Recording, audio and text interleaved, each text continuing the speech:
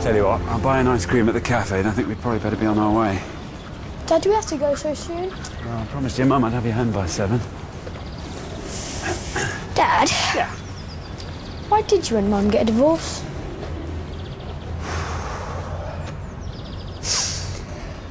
The thing is, Paul, it was all your fault. See, Mum and I were perfectly happy before you came along. What really drove us apart was the strain of trying to keep 2 careers going while having to look after you. The relentless daily grind, no let-up, no relief, no chink of light. And then your mum lost a figure, put on too much weight, and mislaid her libido.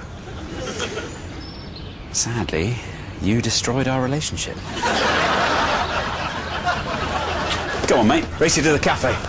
Go on. Ease up, ease up, ease up. Go on, Paul.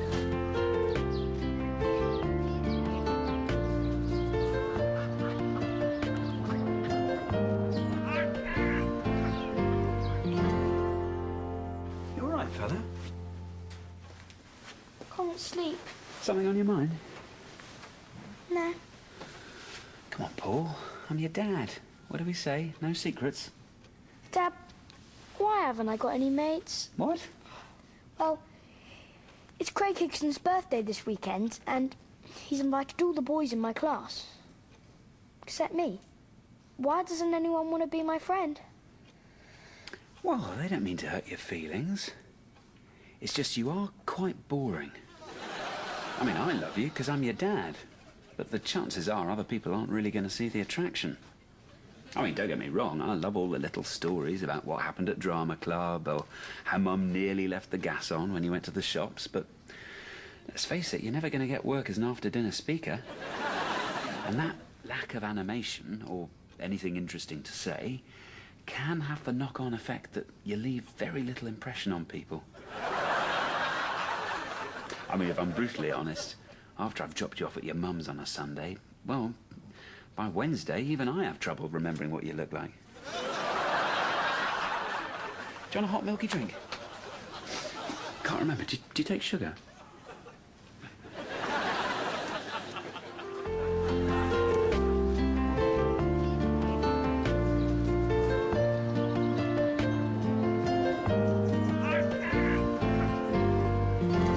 How are your dippers?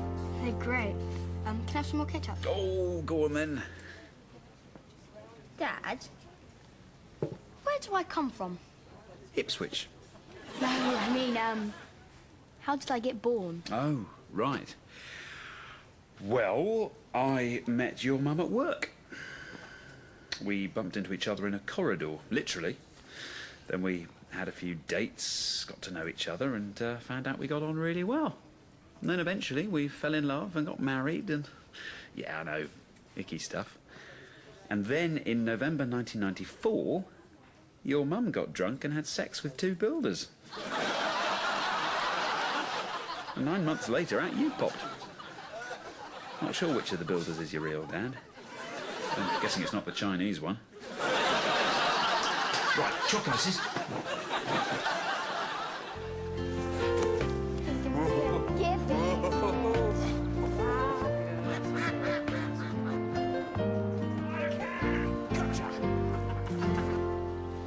Paul, what are you doing up here? Thinking? Oh, careful. Your head might fall off. Dad, Come on, son. Spit it out. why didn't Mum want me to go on holiday with her? Was that all this is about? Well, the thing is, it's nice for your mum and Jill to go on their own. You see, when you're in the first throes of a big, passionate lesbian relationship, the last thing you need is some little kid wandering in saying, "Mummy, can I go to the swimming pool?" is it? You see, your mum was never really satisfied by me, sexually, so it's nice for her occasionally to get the full treatment from someone on the home team. I mean, don't get me wrong, I tried. But when it came down to it, I was just extremely lazy in bed. And your poor old mum sometimes had to sort herself out. But where would you rather be? With a couple of rug munchers in Ibiza? Or here with me, watching the Top Gear DVD, eh? Go on, race you to the telly.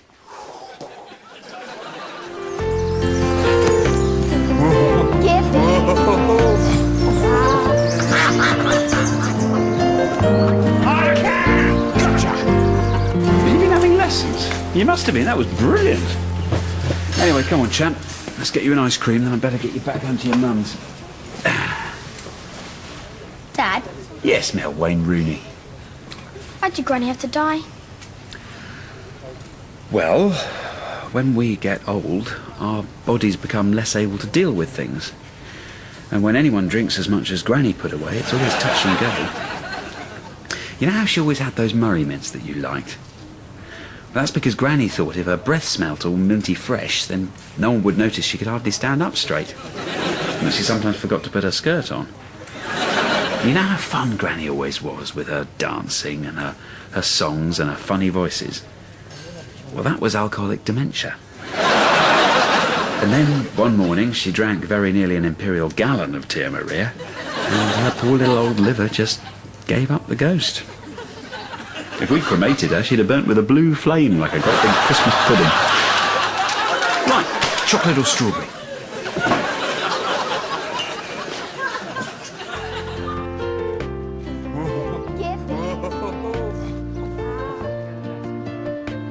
I can! Gotcha! Penny for your thoughts, sunshine. Nothing. See you a bit down in the dumps? Down the old rumpty tumps? Come on, what's up? It's that exam I had in English. I tried really hard for it, but still came bottom. Is that it? Look, let me tell you something, fella. The thing is, we're all different. We all have different abilities. It just happens that in your class, you're the thickie. Oh, no surprises there, though. Your Uncle Jim was never quite the full shilling, but he's still got a job. Every year when he gets a Christmas card, he can say, I'll probably pack that. Now, what'll happen is all your classmates will go off and get high-flying jobs, and you'll end up scraping by on the minimum wage. Come on, race you to the swings. Go on. And it's Paul on the inside. Paul on the... Oh, come on, Paul. Ow. Oh, dear. Well, we better think about being on our way. Dad, can't we stay a bit longer? Well, I think your mum said she had people coming round tonight, so we better get you back in good time. Well, what about I go and get us all an ice cream? Oh, yeah. Really? Oh, please, Suki. I like Suki. Yeah, me too. Dad, What is it, Mel? China? are you and Suki going to get married? Wow. Whoa, that's a big question. And one that deserves to be treated seriously. I suppose marriage is kind of like the next step when you've been together for a while, like we have.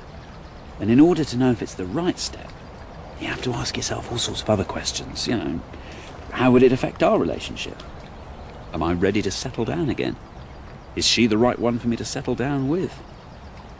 You know, when I think about it like that, I realise that... no. With Suki, it's all about the sex. I mean, we are at it like rutting stags every minute you're out of the room. And a couple of times when you were there. I mean, don't get me wrong, Suki is brilliant and everything. And I love that she's fond of you and she goes off to get ice creams and what have you. But if I'm honest, Paul, after some of the things she's done to me in the bedroom, I couldn't take her into a church. There you are. There you go. Now, Paul, I'm afraid yours was dripping all over my hand, so I had to give it a bit of a lick.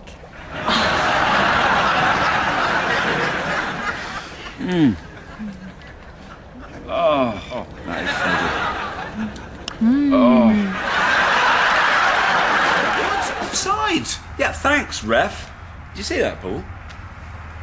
Sorry, up. Come on, something's bothering you, I can tell. Oh, it's just... Come on, champ. I'm not just your dad. I'm your best mate, remember? Well, there's this girl at school. Oh, I was wondering when this was going to happen. Go on. Well, she was smiling at me in class. So I sent her a text message. She hasn't sent one back. Oh, dear. What's her name? Tilly Green. Tilly Green. Is that her? Yeah. Let's have a look. Well, you see what your problem is there, Paul. She's way out your league. I mean, let's face it, Tilly's no oil painting, but she's clearly a 6 going on a 7. Whereas you're more, what, a 3, maybe 4 at a push?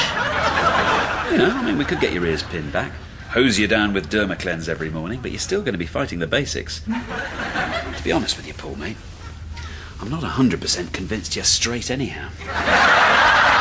So before sticking your head in the oven, try bowling a couple round the other side of the wicket. Think about it. I mean, Elton John married a complete munter. When he switched sides, pulled David Furnish. Worth thinking about.